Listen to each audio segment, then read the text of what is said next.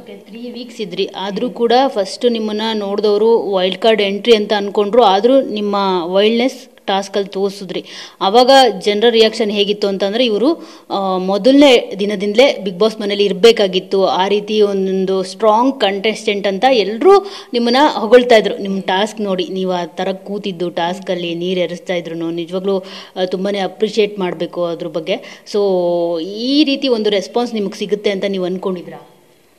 ನಾನು first of all ನಾನು ಆಚೆ ಹೇಗೆ ಕಾಣಿಸ್ತೀನಿ ಇಲ್ಲ ಕಾಣಿಸ್ಬೋದು ಅಂತ ಅಂದ್ಕೊಂಡು ಹೋಗಿರಲಿಲ್ಲ.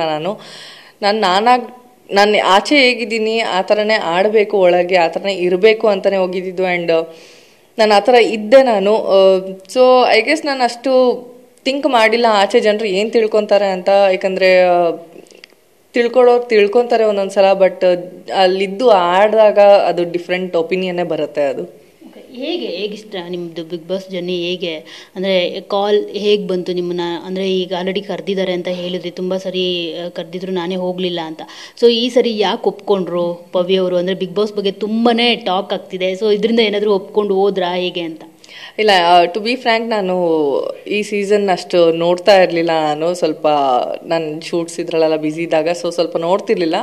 ಬಟ್ ಸಡನ್ ಆಗಿ ಸೀಸನ್ OTT ಸೀಸನ್ ಉದಯ್ ಸೂರ್ಯ ಅವರು ನನಗೆ ಹೇಳಿದ್ರು, ಹೋಗು, ನನ್ನ ಬೆಸ್ಟ್ ಫ್ರೆಂಡ್ ಅವರು.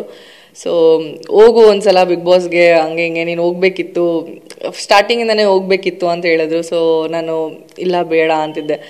ವೈಲ್ಡ್ ಕಾರ್ಡ್ ಬಂದರೆ ಹೋಗ್ತೀಯಾ ಅಂತಂದ್ರು. ನಾನು ಹಂಗೆ ಮಾತಿಗೆ ನೋಡೋಣ ಬಿಡು ಹೋಗೋಣ ಅಂತಂದೆ. ಬಟ್ ಅದು ನಿಜ ಆಗುತ್ತೆ ಅಂತ ನಂಗೆ ಗೊತ್ತಿರಲಿಲ್ಲ. ಬಟ್ ಫೋನ್ ಬಂತು ನನಗೆ ಉದಯ್ ಅವ್ರದ್ದು. ಸೊ ಮಚ್ಚಿ ಮಾಡ್ತೀಯಾ ಅಂತಂದರು.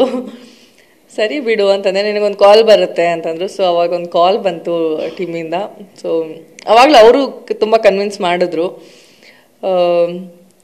ಅನ್ನಿಸ್ತು ಓಕೆ ಸರಿ ಮಾಡೋಣ, ನೋಡೋಣ ಹೇಗೆ.